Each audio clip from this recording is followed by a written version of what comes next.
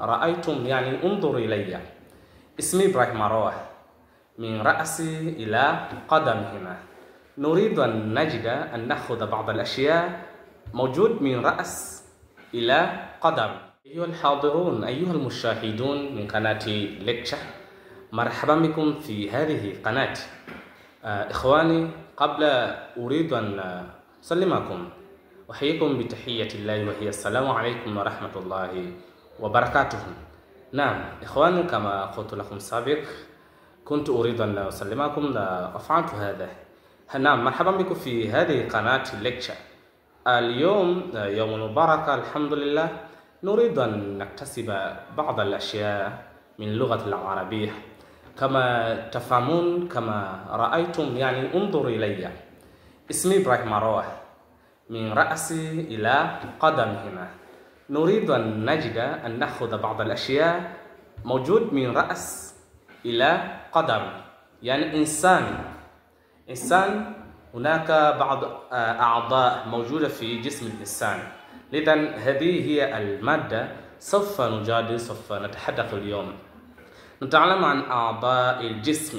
هل تعرفون معنى أعضاء الجسم باللغة العربية أي باللغة السواحلية أو باللغة الإنجليزية؟ نعم اليوم إن شاء الله سوف أتكلم اللغة العربية، لكن سوف أكون أتكلم الإنجليزية والسواحلية. أولا نريد أن نفسر هذه الجملة أعضاء الجسم. أعضاء الجسم باللغة السواحلية بمعنى viungo vya mwili. Viungo vya mwili, wazungu wanasema parts of the body. Parts of the body ni viungo ambavyo vinapatikana kuanzia kichwani mpaka katika miguu. Ndivyo ambavyo sitaenda kujifunza. Ndio inaitwa a'dha'ul jismi, viungo vya mwili. Na ikhwani, marhaba bikum. Karibu uisikilize vizuri na utazame baadhi ya aidha ni picha au maandishi ambayo yatakuwa hapo yakizungumzia hivi viungo vya mwili. Kumbuka kuwa na misamiati ya lugha ya Kiarabu ndio ujanja mkubwa sana ambao utakusaidia kuelewa kuzungumza lugha ya Kiarabu. Lakini kwa napenda kujifunza kozi ya Kiarabu, tumeipeleka mbele mpaka tarehe 10 kulingana na changamoto iliyotokeza kwa upande wetu wa Tanzania. Inshallah tarehe 10 kozi yetu ya Kiarabu itaanza rasmi. Karibu ujiunge na kozi hii pasi na shaka yoyote. Ikhwani, kama qultu lakum nata'alamu an a'dha'i al-jism. Awalan nuridu an nafham nywele bil-lughati al-arabiyya. Tusamada كيف تقول nywele باللغة العربية؟ nywele kwa Kiarabu tunasema شعر. هذا شعر سوانا nywele. هناك شيء هذه أذن. هذه تسمى أذن. hatusemi hadha, tunasema hadhihi kwa sababu iko pair. Hadhihi udhun nashwa ya muannath. Hadhihi udhun, kwa hiyo tunasema udhun ikiwa maskimo ni udhnani. Sawa? Tunakuja kingine hichi hapa. Nakusha kwa vitendo zaidi. Ainun. Hii jicho inaitwa ainun. Hadhihi ainun. Baada dhalika nati ila famun. Mdomo. Tuna kinywa, hicho hata kinywa kwa Kiswahili nacho kigumu. Kinywa afu na midomo, ndio midomo miwili. Safamu ni kinywa chenyewe. Shimo hili. Kinywa. Lakini hii tutaikuta maana yake. Acha niwaambie kabisa inaitwa shafatun. Hii ndio inaitwa shafatun. Sikia shafatani, midomo miwili. Ikiwa mmoja inaitwa nini? Shafatun. Mdomo si huu, mdomo ni hii ya juu. Sawa? Hii ya ndani inaitwa kinywa, inaitwa famun. Nastamir. Anfun maana pua. Na hii kwa Kiingereza ni nose bila kukosea. Anfun pua. Tukija hapa sijasema ndevu, kidevu chenyewe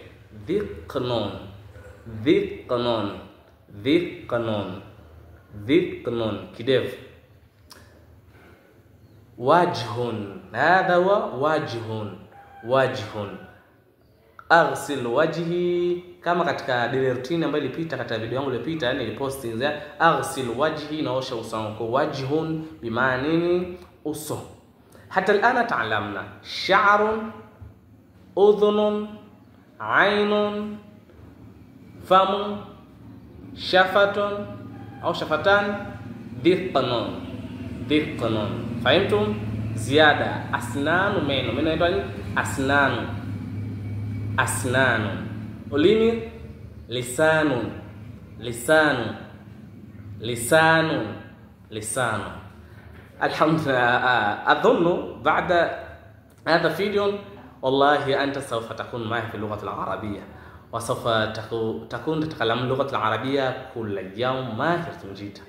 وإذا أراد الله سبحانه وتعالى إنما أنت تسافر إلى بلد العربية أو وطن العربية، سوف تكلمهم باللغة العربية. لا تخاف، كلمهم باللغة العربية وسوف تكون يعني أشياء مهمة جدا.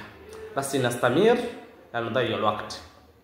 رقبة، رقبة نك shingo inaitwa rukbatun, rukbatun, rukbatu. Shingo inaitwa rukbatu. Hili shingo inaitwa rukbatun.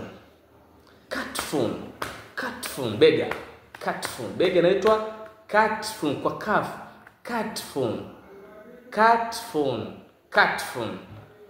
Tukija hapa inaitwa sadrun, kifua.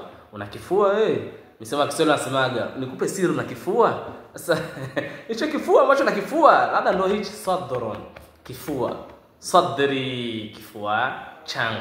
Hadha sadri, hiki ni kifua changu. Sadr, siyasema six pack. Six pack shata alizasa nyingine, lakini inaitwa kifua, sadrun, sadrun. Tumbo, batnun. Takuonyesha baadhi ya mifano, lakini ikiwezekana inshallah hata Mungu atakuonesha ikiwezekana. Batnun. Batnun maana tumbo, batnun. Labda nyeweke kidogo hili. Inaitwa nini? Batnun. Tumbo, batnun, tumbo. Dhira'an. Dhira'an hapa mpaka hapa inaposhika katika risagh, ar-rasgh. Hii inaposhika katika rasgh, hii inaitwa dhira'. From here, min hina ila rasgh. Hii inaitwa nini? Dhira'. Ndio dhira'. Sa inaitwa dhira'. Tumeelewana? Afu tuna yadun. Yadu nakusudia hiki kiganja cha mkono. Yadu hiki kutoka hapa tarasa hadi hapa inaitwa yadu. Afu hizi ni kata yadu. Lakini pia hiyo dhiraa inaweza kuchukua yote ikaitwa ni dhiraa wengine yote, lakini mara nyingi inakuwa hivi. Fakhdhun ni paja ile hapa. Na maana paja unalijua. Sio mpaka nikuoneshe. Fakhdhun ni paja, fakhdhun paja. Afu tuna rukbatu. Rukbatu goti. Rukbatun, rukbatun, rukbatun. ثم بعد ذلك ننتهي الى نتوجه الى saqun. Saqun ni ugoko wa mguu. Maana katika goti hili kuna ugoko hapa. Inaitwa nini? Saqun. Ule ugoko wanaita ugoko wenyewe. Saqun ndio wanaita kwa namna hivyo. Qadmun, unyayo. Qadmun ni unyayo, yani alladhi yulamisu al-ard. Qadmun. Hada huwa qadmun. La, sikusudia mguu ule unyayo. Sawa? Wanaita nini? Qadmun. Kisha tuna rijlun. Rijlun tumesema tuna fakhdhun paja. Tuna ugoko wa hapa nitakuonesha. Pia tuna nini? Tuna qadmun unyayo. Lakini rijlun mguu wenyewe wakati lugha ya Kiarabu inakusudia from here kahil. Kutokea katika nini? Kahil. Hadini afa katika alwarik. Alwarik maana nyonga, hip au hips, hips. Alwarik, alwarik from min alwarik ila muntaha qadam sufla ila paka chini huko, hiyo inaitwa nini? Rijlun. Ndio kusudi kwa ujumla hivyo, lakini mkutajia baadhi ya vifungu. Hata الان نقف واظن انت فهمت وعرفت بعض الاعضاء الجسم، يعني اعضاء موجود في جسم الإنسان.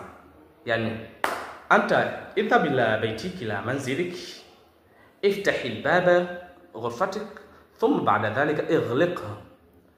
بعدها تكلم العربية بنفسك. يعني نيل بالعربية تسمى ماذا؟ يسمى ماذا؟ وهذا وهذا.